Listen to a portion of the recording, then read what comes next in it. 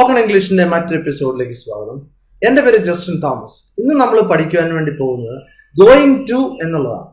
അത് എവിടെയാണ് നമ്മൾ ഉപയോഗിക്കുന്നത്, അതിന്റെ വിവിധങ്ങളെ അർത്ഥങ്ങൾ എന്തൊക്കെയാണ്, ഇതൊക്കെയാണ് നമ്മൾ ഇന്ന് പഠിക്കാൻ വേണ്ടി പോകുന്നത്. ഇംഗ്ലീഷിൽ വളരെയധികം ഉപയോഗിക്കുന്ന ഒന്നാണ് ഗോയിങ് ടു. ആദ്യമായിട്ട് നമുക്ക് ശ്രദ്ധിക്കാം ഇത് എവിടെയൊക്കെയാണ് ഉപയോഗിക്കുന്നത്.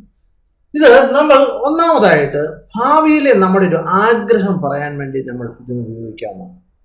അതായത് നമുക്ക് നിർബന്ധമൊന്നുമില്ല, 100% ഷുവർ ആയിട്ടുള്ള ഒരു കാര്യമൊന്നുമല്ല നമ്മുടെ ഭാവിയിലെ ഒരു ആഗ്രഹം. ഓക്കെ, പക്ഷെ നമുക്ക് ഏകദേശം ഒരു sure, I'm going to buy a car എന്ന് പറഞ്ഞാൽ ഞാൻ ഒരു കാർ വാങ്ങാൻ വേണ്ടി പോവുകയാണ് എന്ന് പറഞ്ഞാൽ ഈ ഗോയിങ് ടു ഇവിടെ നമ്മൾ ഭാവിയിലെ ഒരു ആഗ്രഹമാണ്. നിർബന്ധമായിട്ട് ഞാൻ ഉടനെ വാങ്ങിക്കും എന്നൊന്നുമില്ല, എങ്കിലും നമ്മൾ ഭാവിയിൽ നമ്മൾ അത് വാങ്ങും എന്നാണ് സൂചിപ്പിക്കുന്നത്. മറ്റൊന്ന്, I'm going to look for a new place to leave next.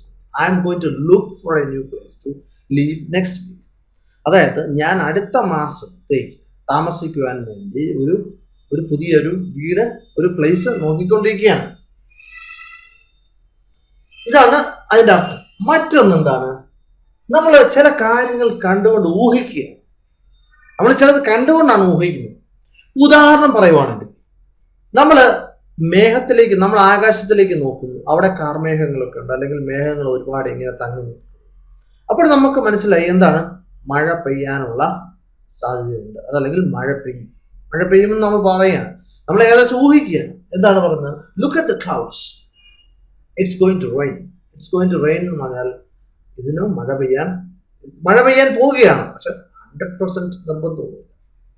ഇനി മറ്റൊന്ന്, നമ്മൾ ഒരു കമ്പനിയിൽ ജോലി ചെയ്തുകൊണ്ടിരിക്കുകയാണ്. അപ്പോഴും നമ്മൾ കണ്ടു നമ്മുടെ കൂടെയുള്ള ഒരു സുഹൃത്ത്, ഒരു പെൺകുട്ടിയാണ്. അപ്പോൾ അവൾ എന്ത് ചെയ്തുകൊണ്ടിരിക്കുകയാണ്, ഇപ്പോൾ പുതിയ CV ഒക്കെ അയച്ചുകൊണ്ടിരിക്കുന്നു, അവളുടെ റെസ്യൂമെ അയച്ചുകൊണ്ടിരിക്കുന്നു, അവളുടെ ബയോഡാറ്റ മറ്റ് കമ്പനികൾക്ക് അയച്ചുകൊണ്ടിരിക്കുന്നു. അപ്പോൾ നിങ്ങൾക്ക് എന്ത് മനസ്സിലായി, അവൾ ഈ കമ്പനിയിൽ നിന്നും പോവുകയാണ്, അല്ലേ? തീർച്ചയായിട്ടും. അപ്പോഴെന്താണ് പറയുന്നത്, she's going to leave the job എന്ന് പറഞ്ഞാൽ നമ്മൾ ആ സാഹചര്യങ്ങളൊക്കെ കണ്ടുകൊണ്ട് നമ്മൾ പറയണേ അവൾ ഈ ജോലി ഉപേക്ഷിക്കും, അല്ലേ? അത് വേറെ ഉദാഹരണം, it's 8 o'clock, we are going to miss the train. അതായത് നമുക്ക് ഒരു ട്രെയിൻ ഉണ്ട്, ആ ട്രെയിന് നമ്മളിതുവരെ റെയിൽവേ സ്റ്റേഷനിൽ എത്തിയിട്ടില്ല. ഒരു 2 മിനിറ്റ് കൊണ്ട് കഴിഞ്ഞാൽ നമ്മൾ റെയിൽവേ സ്റ്റേഷനിൽ എത്തും. പക്ഷെ ട്രെയിൻ 8 മണിക്ക്. അപ്പോൾ നമ്മൾ എന്താണ് പറഞ്ഞത്, ഇപ്പോൾ ഓൾറെഡി 8 മണി, നമ്മൾ ഇതുവരെ റെയിൽവേ സ്റ്റേഷനിൽ എത്തിയിട്ടില്ല. അപ്പോഴെന്താണ്, it's 8 o'clock, we are going to miss the train എന്ന് പറഞ്ഞാൽ നമ്മൾ ട്രെയിൻ മിസ് ചെയ്യും എന്നാണ് പറയുന്നത്. പക്ഷേ അതിനകത്തും 100% ഒന്നുമില്ല, അതിനുള്ള എല്ലാ സാധ്യതയും, അതാണ് ഉദ്ദേശിച്ചത്. ഇനി മറ്റൊന്ന്, നമ്മുടെ ഭാവിയിൽ ഒരു പ്ലാൻ പറയാൻ വേണ്ടി ഇത് ഉപയോഗിക്കും.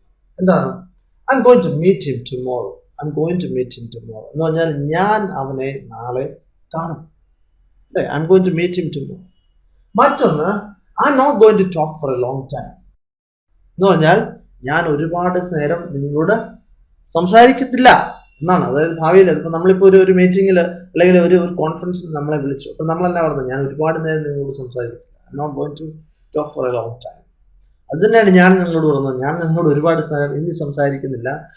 നിങ്ങൾക്ക് ഇഷ്ടമായെന്നുണ്ടെങ്കിൽ തീർച്ചയായിട്ടും നിങ്ങൾ ലൈക്ക് ചെയ്യുക, അതുപോലെ തന്നെ സബ്സ്ക്രൈബ് ചെയ്യുക. മറ്റൊരു വീഡിയോയുമായിട്ട് വീണ്ടും കാണാം. Thank you very much for watching and God bless you.